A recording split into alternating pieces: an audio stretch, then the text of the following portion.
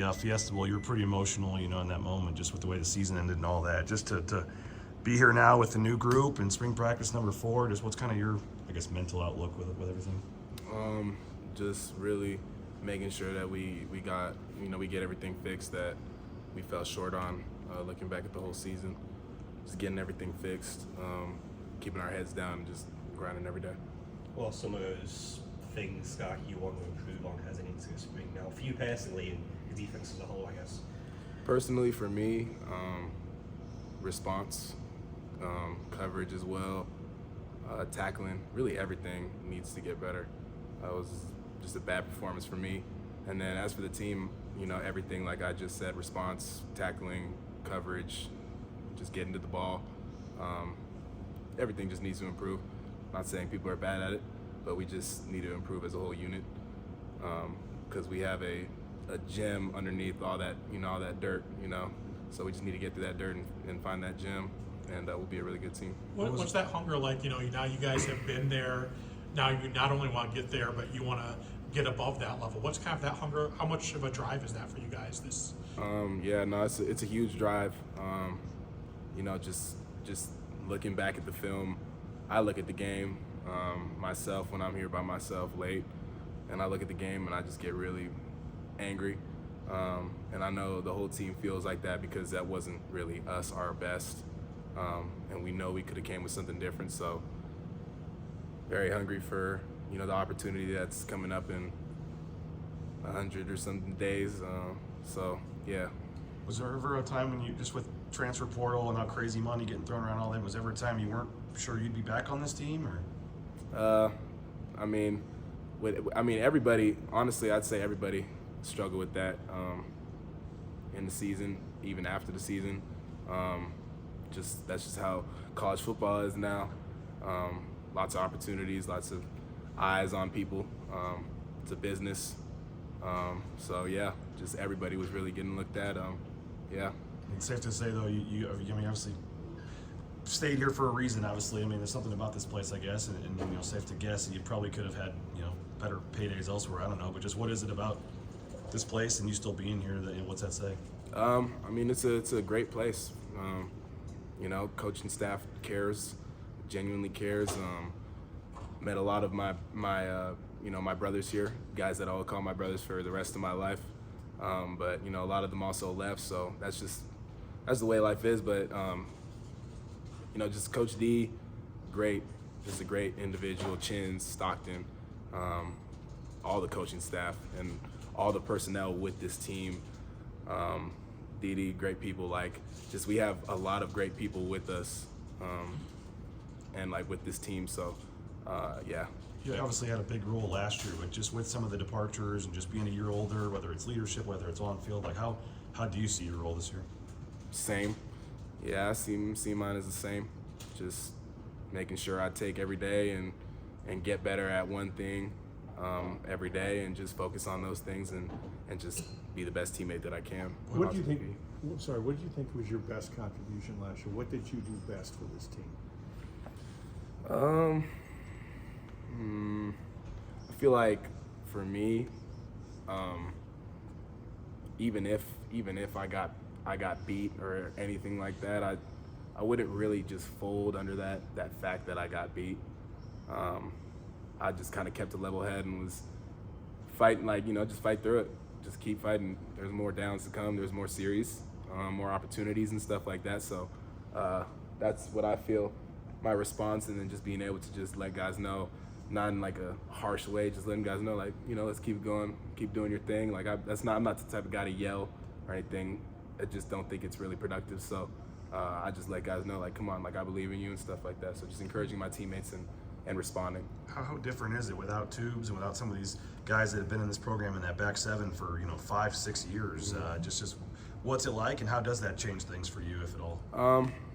You know, for me, it doesn't really change much, but it's weird because I spent you know, 2 seasons with those guys, but it felt like forever. But it's obviously weird because all those guys were older, so they were, you know, well-spoken leaders and stuff like that. So now it's not really like the eyes are just on everybody, it's kind of starting to be more on me because I'm I'm starting to get older, and I have a lot of experience in the back end, me and Zion both. So it's really just eyes on us, and then, for the D-line and stuff like that, and for the linebackers, it's just eyes all around. But it's just, I can't really explain it. It's definitely different, but the guys that we brought in are great, and they're doing a really, really fantastic job. Getting a surprise return from Amarian, what's that mean for you guys? Oh no, it's huge. Love having Amarian back. That's one of my big brothers. So yeah, no, it's great. He brings a lot to the table, brings a lot to the team. Great leader. So I'm fortunate to have him back. How did he tell you he was coming back, or how did you find out? With this whole ruling and everything. Yeah, I just remember I was scrolling through Twitter one time, and I seen some announcement. He kept it really quiet amongst his family and stuff, which is the most important thing. And then I seen the announcement, and I was happy, and then I posted something, picture with him. So I was obviously fired up to be, have him be back in the building. What do you think about Banks at nickel? Oh, I love it. Yeah, I love it. Banks is my guy. Watched his film when he was at UW, all over the place, slot corner and stuff. He has that ability to do really whatever. Shoot, he could play at field. That's why I'm able to rotate with him and do a lot. Yeah, he's great. You guys got all those sacks last year from kind of all three levels. I mean, you guys in the back end got to eat some too. I mean, do you feel like you guys have the necessary guys to keep that kind of style going here? Yeah, we do have the guys to be able to do that. New guys coming in and guys staying. New D-line, it brings a lot, and I get to see, these guys and their work ethic and get to meet them. And yeah, I'm excited. I'm really excited to see what they do, and just to continue to just watch them improve every day and encourage them, because that's the most important thing. Those guys need encouragement because they're working hard. They really are. So yeah. Coach Shins was saying yesterday about, obviously, if Tubner with being gone, somebody else is going to have the green dot. Have you had experience at that at any of the practices? And if you have, what's it been like? Yeah, I think last year I had like 2 practices with it. It's not my favorite, but if I have to wear it, if I have to have it, I'm totally cool with that.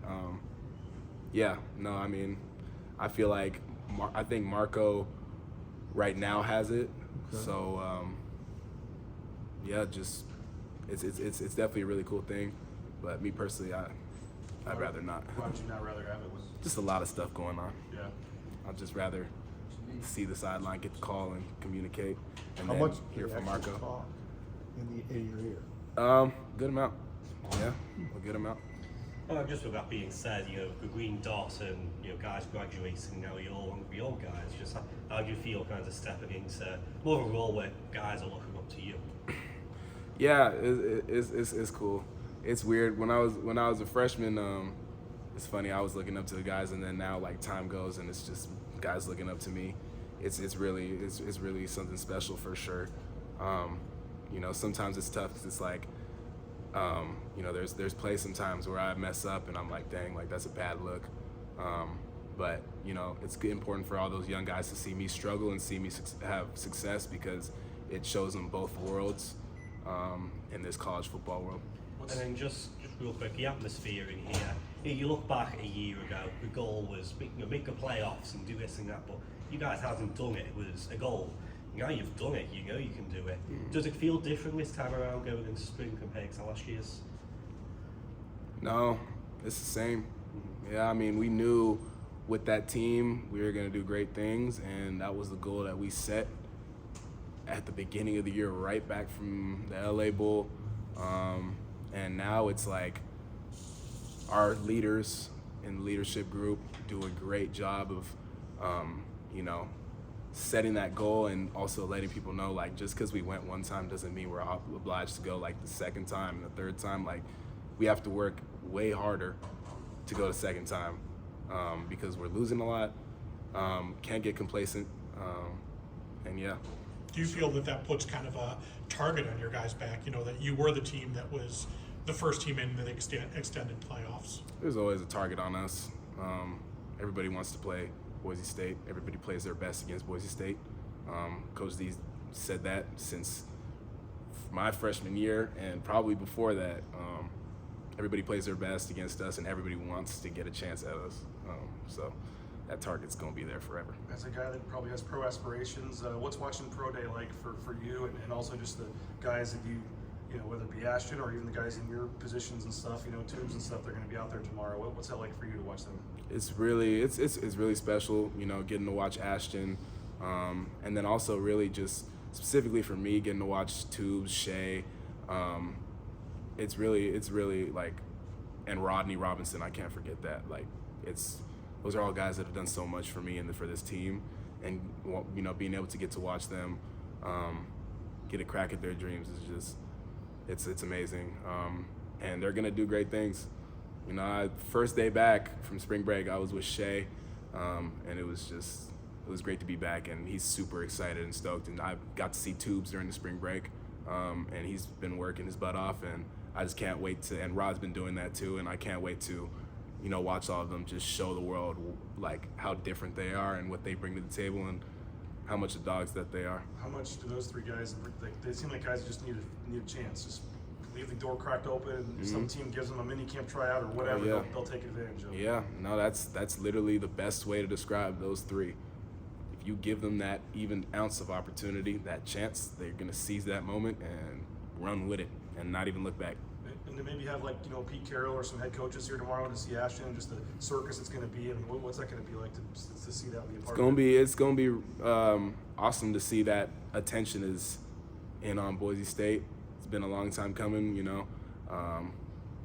We've always had guys, and not all the time were that many coaches and, you know, stuff at the pro days and stuff like that. But now that, you know, the ball is essentially in our court and guys wanted to see us, like, it just shows you, like, this is Boise State, and yeah.